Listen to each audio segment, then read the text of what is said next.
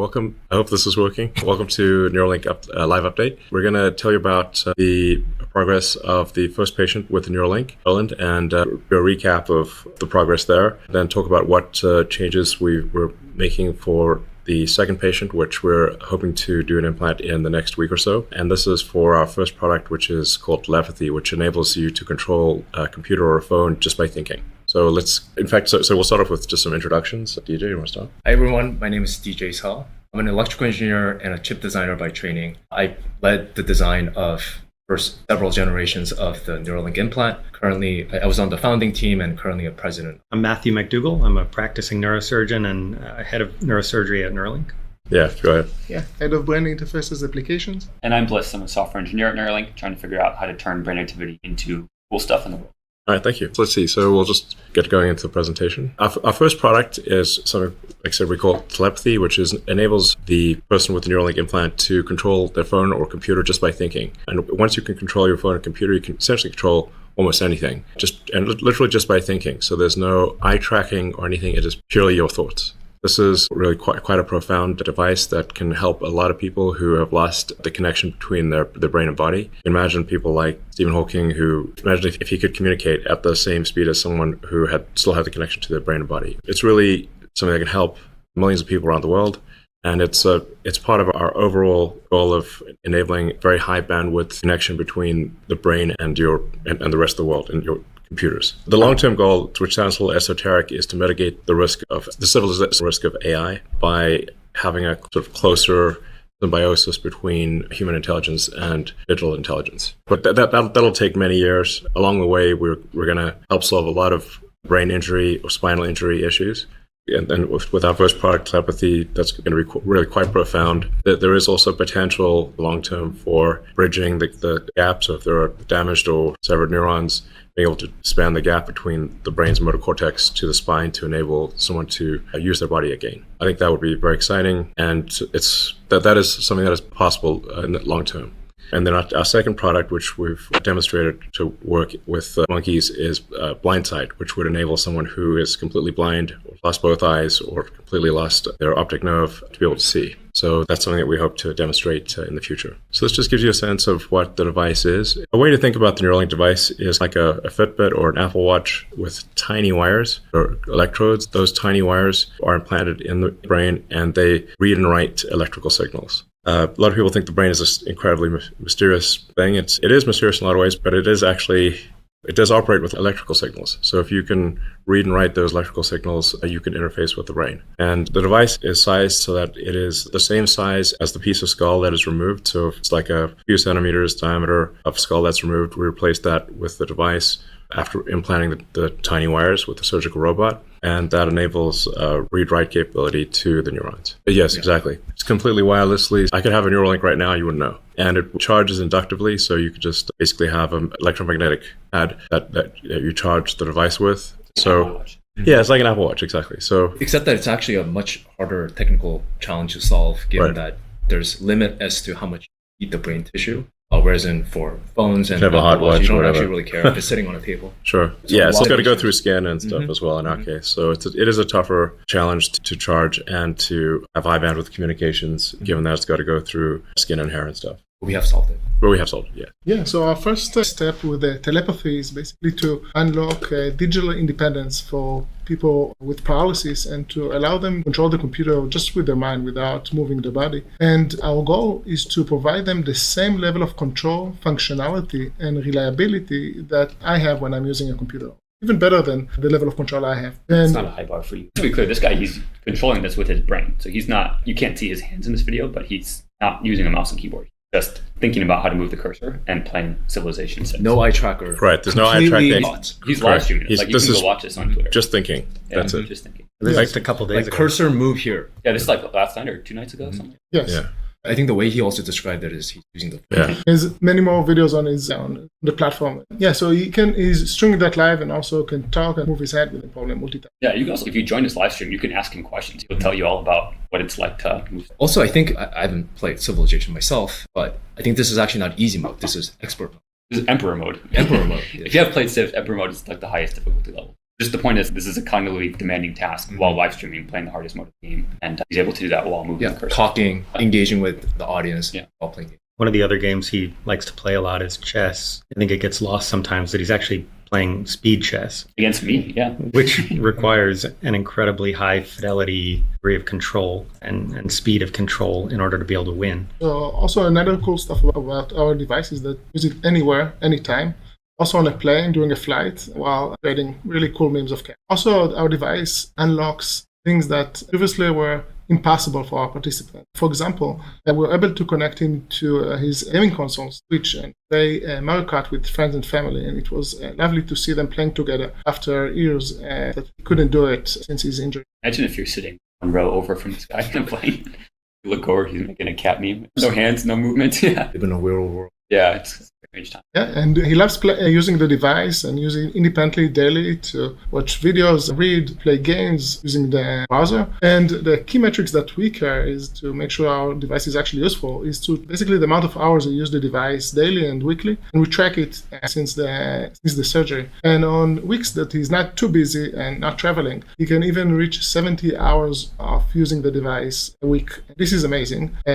He would, of course, love to use it more, but need to run. He needs to sleep sometimes, and also, of course, to charge the device once in a while. Hopefully, we'll improve that over time. I think that maybe not obvious to people who are watching this. Like, it's a normal MacBook he's controlling. This isn't like some limited edition thing where there's only a few options. Like, you can just do anything that you can do on a MacBook Pro. Same one I have on my desk, actually. It's the exact same one. And maybe another interesting point is that on the first day he used BCI, he was able to break the previous world record for cursor control just by using the brain. And recently he even doubled it and was able to outperform about 10% of our engineer at Neuralink. And you can be sure that we are very good in this game and very quick. And if you want to check out how you can do it, you can do it on our website. And it's very addictive games. Yeah, it's a very simple game. You just have to click on the square. But it actually, even though it sounds silly, it's quite it can be it sounds like it can be quite addictive, and it's especially if you get a low score and you think, there's no way I gotta. Anyone who wants to try this, I recommend going to the Neuralink.com website and seeing if you can beat Nolan's record. And you will find that's actually quite difficult to do. This is really with version 1 of the device and with only a small percentage of the electrodes that are working. So this is really just the beginning, but even the beginning is twice as good as the world record. This is important to emphasize. The media has a habit of saying that the glass is 10% empty, but actually it's 90% full. I think it's really quite an accomplishment of the Neuralink team to have achieved with the first patient, the first device, twice the world record for the brain-to-computer bandwidth. That's really an astonishing, an amazingly great outcome. And it's only going to get better from here. So the potential is to ultimately get, I think, to megabit level. So that's probably the long-term goal of improving the bandwidth of the brain-computer interface. If you think about like how low the bandwidth normally is between a human and a device, the average bandwidth is extremely low. It's I said less than 1 bit per second over the course of a day. If there are 86,400 seconds in a day, you're outputting less than that number of bits to any given device, except in perhaps very rare circumstances. This is actually quite important for AI, basically for human AI symbiosis, is just being able to communicate at a speed the AI can follow. Yeah, just to emphasize again, he's performing at this extremely high level with about 15% of his channels. And so we want to mitigate any of the problems that led to that situation. The brain is a fascinating organ. I'll share with you some of the secrets about the brain. During any typical brain surgery, a small amount of air is introduced into the skull. That's because neurosurgeons like to have as much room as possible around the brain. And so there's this little known control mechanism of allowing the concentration in the blood to rise a bit, which allows the brain to either expand or contract depending on where you target that CO2. But typically neurosurgeons will have the brain shrink by lowering CO2. What we're going to do in our future surgeries is keep the CO2 concentration actually quite normal, maybe even slightly elevated. And that'll allow the brain to stay its normal size and shape during surgery. That should eliminate this air pocket that we saw in the first participant. That air pocket, we think, may have contributed to eating up some of the thread slack as the air bubble migrated to be under the implant and push the brain away from the implant. And so that's easy enough to fix. Another consideration that we want to focus on for our upcoming participants is that the brain, think of it like a really complex folded onion. It's layer upon layer of sheets of neurons all over the surface of the brain folded into this odd-looking shape. the folds of the brain travel down deep into the brain, and along with it go those onion layers of neurons. And if we insert very close to one of the folds where there may be very useful information encoded in neurons, we may end up traveling with our threads parallel to some of the layers of neurons that we're most interested in, avoiding them entirely. To avoid that possibility, we're going to insert in our future participants more close to the middle of the apex of the folds, ensuring that we're crossing the layers of interest, layer 5 of the cortex. I also think that it's important to highlight here those tiny wires that Elon mentioned. They're a fraction of a human hair. They're very flexible, intentionally so, because the brain's constantly moving and you want electrodes to be moving with the brain, causing less of the scarring. And it's actually impossible for a human, however talented Matthew is, to actually maneuver them. We have a surgical robot that we built that can actually precisely target them in any three-dimensional space, X, Y, as well as Z, with micron level precision, while avoiding vasculature so that you don't disrupt and cause immune response from happening. So we actually have the technology to be able to place them exactly where we want them. Yeah, it was truly amazing to see the surface of the brain after the robot had inserted all the electrodes on the first participant without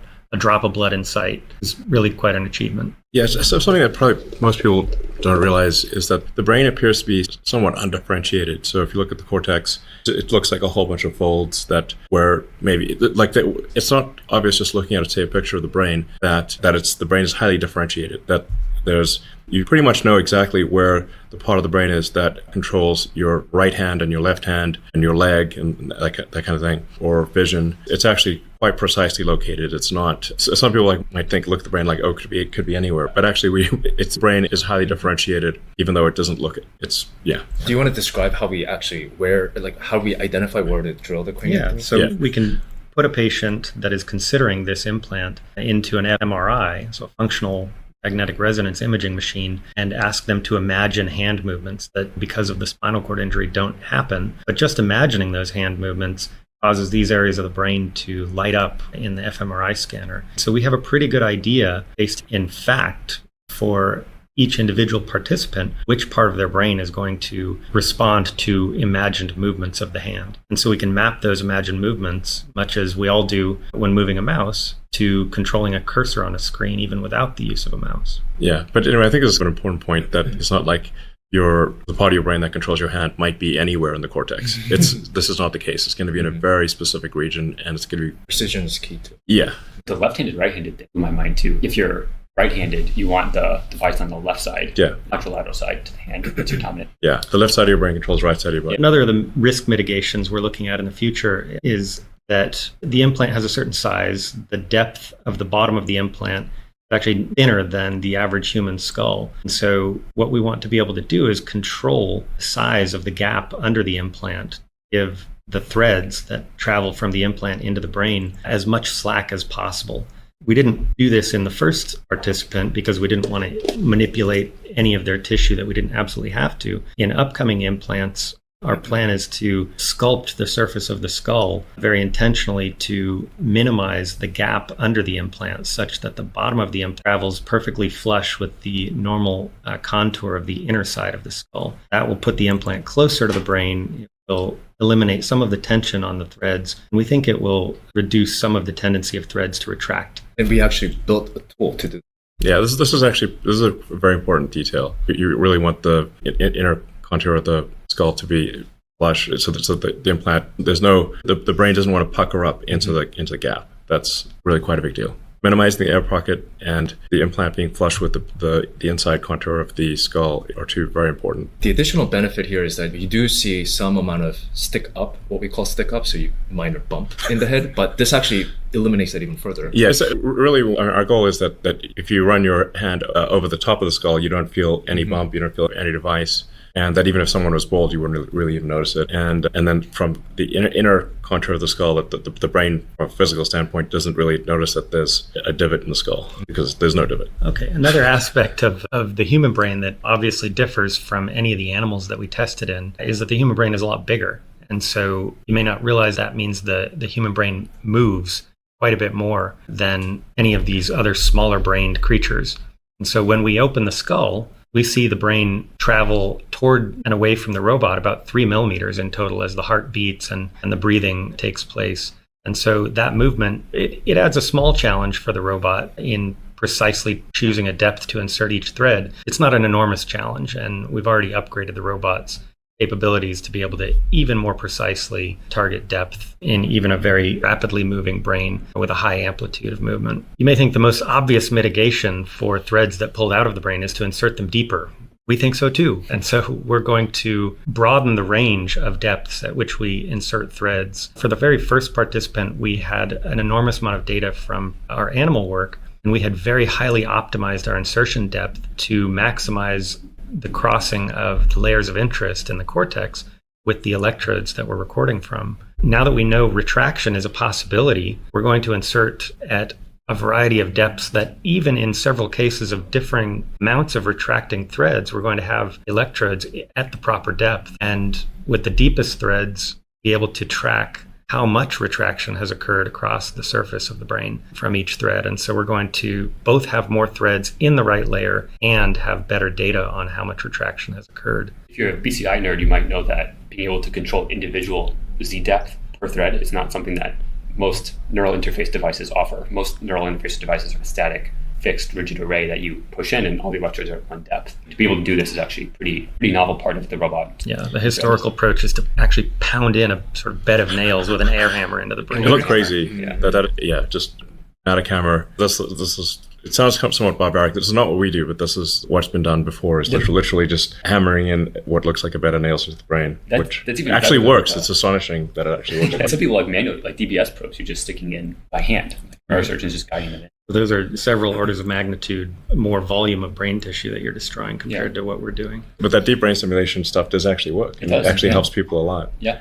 Yeah. That's a great product. Yeah. But I think we'll be able to do a much more finessed version of that down the road. It's really difficult. The Neuralink device is something that really absolutely minimizes damage to the brain, absolutely minimizes the load on the patient, and the goal is to allow someone to live a completely normal life.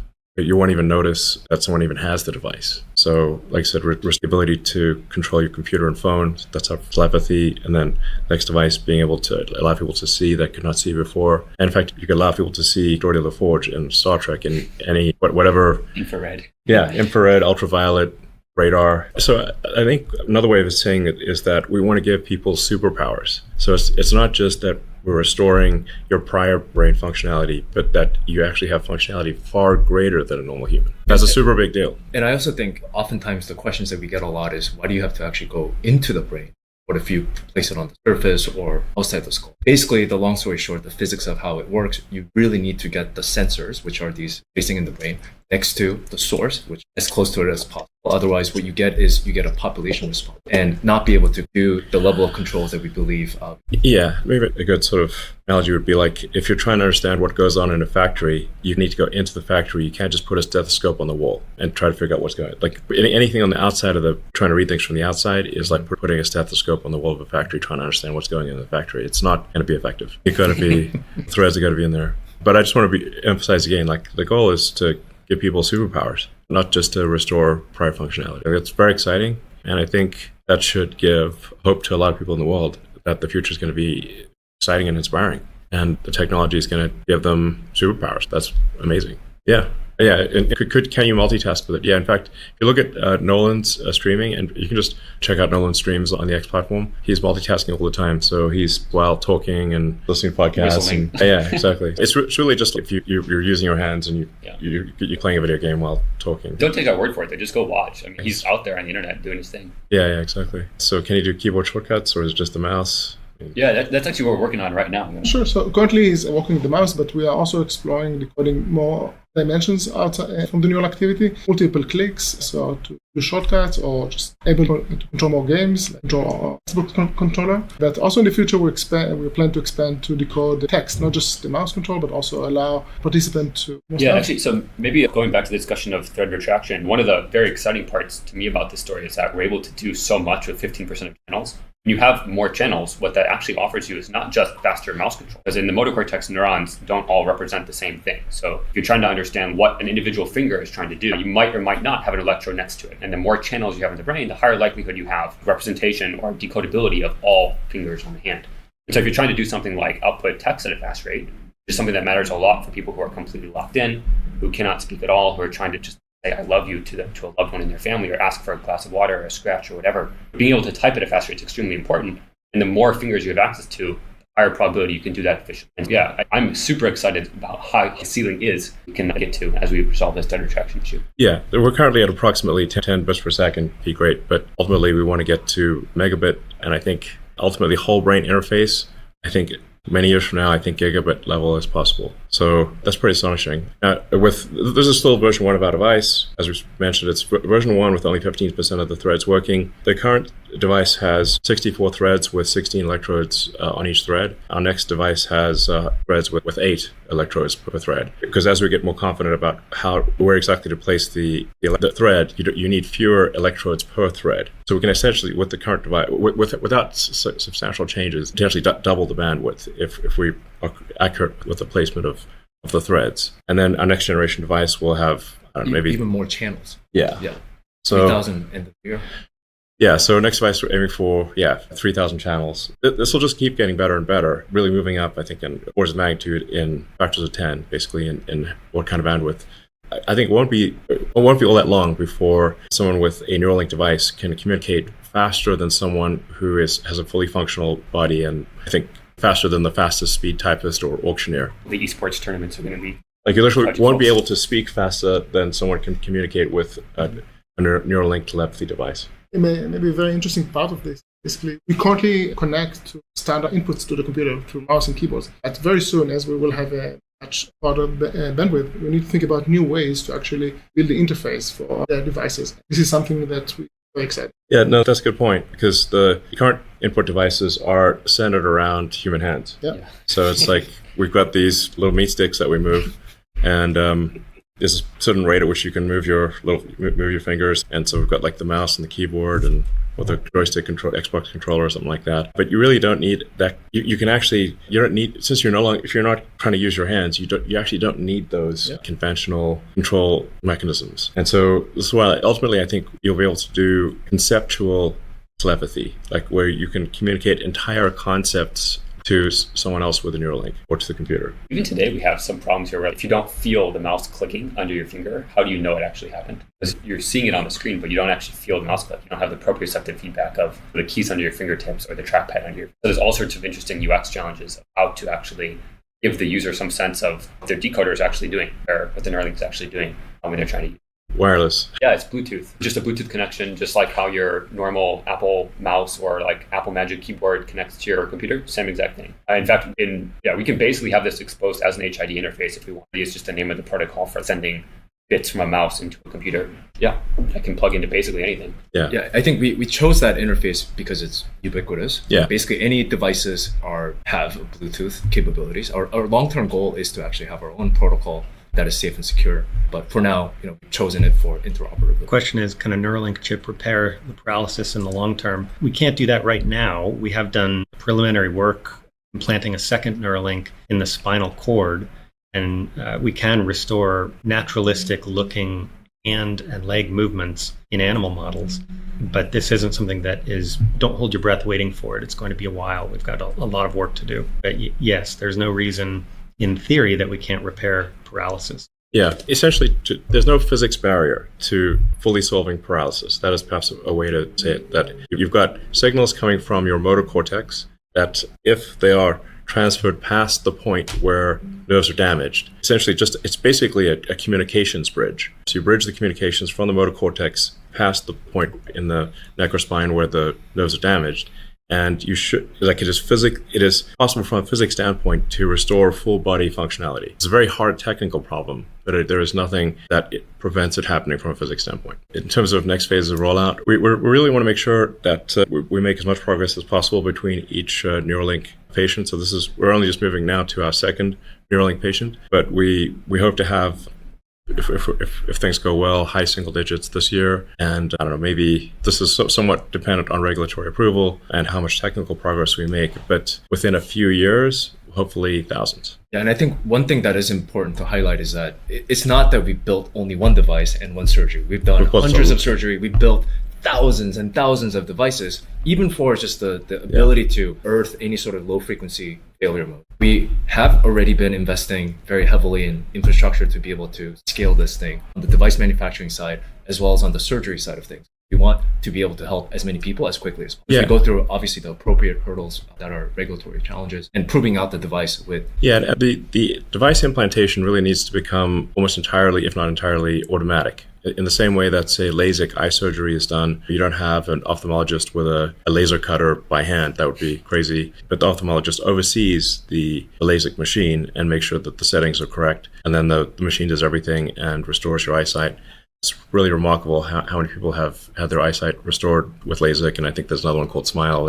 They keep making it better. We need to have something similar for a Neuralink implantation, so that you basically sit down and whatever whatever kind of upgrades or brain fixes are needed, that's reviewed by a medical expert. So we want to make sure that it's reviewed correctly, but it really needs to be automatic. So you sit down and within 10 minutes you have a Neuralink device installed. Very fast. It's very cyberpunk, Deus Ex if you played those games. When will Neuralink start to interface with other devices like wheelchair? It's a great question. We're currently focusing on controlling computers and unlock independence in the virtual world. Of course, our plan is, as we mentioned earlier, robotic arm and wheelchair unlock independence in the physical world. This, of course, add additional risk if you make mistakes with your computer. There's some additional risk to that, but we are working with the FDA to allow us to do. Well, it seems like if the wheelchair has an app, the wheelchair just needs to have an interface. It does, yeah. So if the wheelchair has a Bluetooth interface, you could just Bluetooth interface to the wheelchair. Yeah. And that's probably something we should do Yeah. pretty soon. Yeah, It's really okay. a matter of paperwork. Of Yes. showing that you don't want to drive off a cliff. I think we can limit the speed. Yeah. So it doesn't go careening Correct. off into disaster. Yeah. But so just make it go slowly at first. But yeah, so being able to really the Neuralink device just should work generally for anything that's got a Bluetooth interface. including potentially an Optimus. Yes. transaction. Yeah. You could communicate with Optimus. Yep. Absolutely. Optimus will also be able to talk to Optimus, but like. Why not just beam it? But you could just, and instead of talking, you could just beam it directly. Or if someone has lost the use of speech, then they can still communicate to an Optimus. They can communicate telepathically to Optimus or by Bluetooth. And so even if someone has completely lost the ability to speak, they could still control their computer or phone. Also, if you have an Optimus and you have a Neuralink, you can just directly map the brain signal to control of the physical arm of the robot. And that's a very meaningful thing. If you're folks that have spinal cord injury, one of the biggest requests is to be able to scratch yourself. This is something that's quite annoying, actually. And if you have a scratch on your face, you can't fall asleep until you scratch it. It's very convenient to be able to move something physically towards you to be able to scratch. Similar things like eating food. If you need somebody to feed you, it's very hard to have dinner with friends in a way that is a normal social experience. And so if you can feed yourself, pick up a fork and actually eat a piece of chicken on your own, that's a big deal. It prevents and saves a lot of interactions with caretakers and other people in your life that you rely on to take care of you. It really increases your... I think an exciting possibility long term also is to say, if you take parts of the Optimus humanoid robot and you combine that with a Neuralink, let's say somebody has lost their arms or legs, we could actually attach an Optimus arm or Optimus legs and do a Neuralink implant so that the motor commands from your brain that would go to your biological arms now go to your robot arms or robot legs. And again, you have basically cybernetic superpowers. Actually, so the latency from the Neuralink to your hand would probably be slightly faster than it is just to go to your physical hand. So you can imagine if you're a piano player or I don't know, anything that requires extremely fast hand movements, that you could actually have a pretty imbalanced right-hand robotic arm control versus left-hand physical arm control. That's one of them. Yeah, like I said, it's just a cyberpunk Deus Ex in a future where you have cybernetic upgrades that are actually better than your biological, and certainly we'll have a much as particularly as we expand to a large number of customers or patients for Neuralink, the understanding of the brain will improve dramatically, because really there isn't a very fine-grained understanding of the brain today because there's just the sensors aren't good enough. You got fMRI, which is pretty good, but it's still not as good as actually having high bandwidth electrodes in the brain. Yeah, I think this is underappreciated as a research tool to move that whole effort forward of really knowing what the physical substance of human thought is. We don't know to the degree that we need to. So Neuralink is actually a very powerful research tool. Yeah, I think we can ultimately understand and fix quite severe psychosis, or if somebody's got like a delusion that they have a chip in their brain. I was wondering if you're going to mention that one. We just want to be clear, there's only one person with a Neuralink chip in their brain. So for people out there who think we've put a chip in their brain, we'd like to assure you, for what it's worth, you probably won't believe us, but we did not put a chip in your brain, okay? So there's actually a remarkable number of people who think we have put a chip in their brain, but we have not. But in the future, if you would like us to put a chip in your brain, which will perhaps help with the issue of thinking that you have a chip in your brain, then we will be able to do. There are people that have severe schizophrenia. They've got basically things that their brain is malfunctioning in some way. And this is actually due to really like physical circuitry issues. You can think of the brain as really it's a biological computer, and if some of the circuits are crossed, it's gonna it's gonna crash, or it's gonna have issues that. But with a Neuralink device, we can fix those issues and give someone who has say severe schizophrenia or psychosis of some kind, allow them to live a normal life. I think that is one of the likely things in the future. Yeah, you can certainly imagine. I'm sure people have like parents, grandparents who have memory that's not working as well as it used to be. Sometimes they forget who their grandchildren are or what day it is, and this is something that a Neuralink device could help fix. That's actually one of the personal reasons. In many ways, forms of you're literally losing part of your identity. Yeah. Which is a very And it's really it's a glitch in the biological computer that is a fixable glitch. It's a short circuit essentially. How does the device charge, and how long does the charge last? Yeah, so the current version that Nolan has, it lasts between 4 to 5 hours on a single charge, and it takes about minutes to charge. The thing we've learned from Nolan is that's actually one of the main limiters for him using it more. It's actually pretty hard to use a product more than like 70 hours a week. But that's about what he has used it for in some weeks? Yeah, 70 hours in a week. Yeah. Just for context, like you sleep roughly 8 hours a night. So we're doing better than the bed. Like the bed is 56 hours a week of use roughly. And so 70 hours a week of uses. I challenge you to think about products that you've actually used for that duration. That's again, some of these points are worth like emphasizing again, like that Nolan, our first Neuralink recipient, has used the Neuralink device for 70 hours in a week, which is incredible. Probably won't enjoy that I'm sharing his computer use publicly, but I mean, I assure you it's for productive things only. No. But actually, so one of the things we've learned is that in the next version of the device, we really need to double or increase that battery life. And so I think, DJ, the next version is going to be double. Without increasing the charge. Correct. And charging time, double the battery life, meaning you should get roughly 8 hours of use. And the goal is to actually get to all day use. So you can just charge maybe in your sleep or a sleeping pillow. Exactly. As soon as you've got 16 hours of usage, then you basically have 24 hours of usage because it can charge while you're sleeping. One other thing that's important, I think, to call out here is if you're paralyzed, you can't, put the charger over your head yourself. And so it's important to think about, it's not just a duration of battery use, but also can you recharge it yourself independently? So we spend a lot of time thinking about how to make that feasible, because then that means that you can, this is what Nolan does, you can use the device, charge it, use the device, charge it, use the device without needing anybody to come in and help you with that, which is a big deal if you're trying to play Civ until 5 a.m. at night when your family's asleep. And the way in which he does that is that there is a charger coil that's about this big, and we actually put it in the sleeve of a hat. Little beanie. Or a beanie, and then he wears it and then says with the voice command, charge. Charger energize. That's the one he likes. How would writing work? Yeah, the current device that Nolan has is reading. So it's trying to read his essentially wrist movement from one hand. That's also worth pointing out. In the future, I think it would be pretty cool to Nolan a second implant that would allow the other hand to be used and also have higher active electrode count. So then you could essentially play games two-handed, because that's normally how you play games. But then with writing, it's really just it's an electrical impulse. Instead of reading electrical impulses from the neurons, you issue an electrical impulse, which is obviously critical for vision. So vision is writing, which is just triggering an electrical impulse in the vision part of the brain, and that activates a pixel. So we actually do have this working in monkeys, and we have it working with monkeys for a while now, where you can flash a pixel and then you watch where the monkey, obviously the monkey's a little surprised to see, hey, there's a flash here and a flash there, but it gets used to it after a while. But you can see that the pixel is in the right location because the monkey's eyes will dart to that location. It's not on the screen. There's no pixel on the screen. There's no pixel on the screen, Pixel in the brain. Yeah.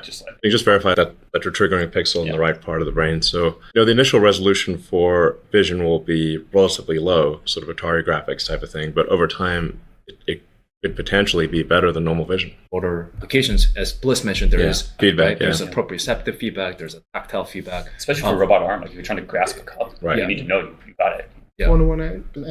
An egg. It's a very much a delicate balance of not just initiating the movement, but getting the feedback and controlling it accordingly. So there is a somatosensory cortex that's right adjacent to motor cortex that could be motor movements. Any changes in neural growth after the device is inserted? We don't see any signs of neural damage, but I guess we have seen some rebound on some of the electrodes, right? Correct. And then also, brain is very plastic. It's not that plastic. It does diminish quite a bit after age 20. Throughout childhood, especially when you get to about 25, brain really done cooking. There is a little bit of damage done with each insertion, but it's a minuscule amount compared to anything else out there. And it's an easy amount of damage to recover from, and it's really only detectable on cutting pieces of the brain after the animal is no longer alive and looking at them under a microscope. You can't really tell during life that there's been any. Another way to interpret this question, have the changes in neural growth after the device is inserted. One way to interpret that is like the user learning how to use the device. And I think on that side of things, there's been tremendous progress. He's put in hundreds of hours trying to figure out the best way to use this device because he really thinks that if he can figure this out, he can help share this knowledge. He's like on Friday night at 8 p.m., he's starting a session of figuring out himself how to push his own performance to the next level.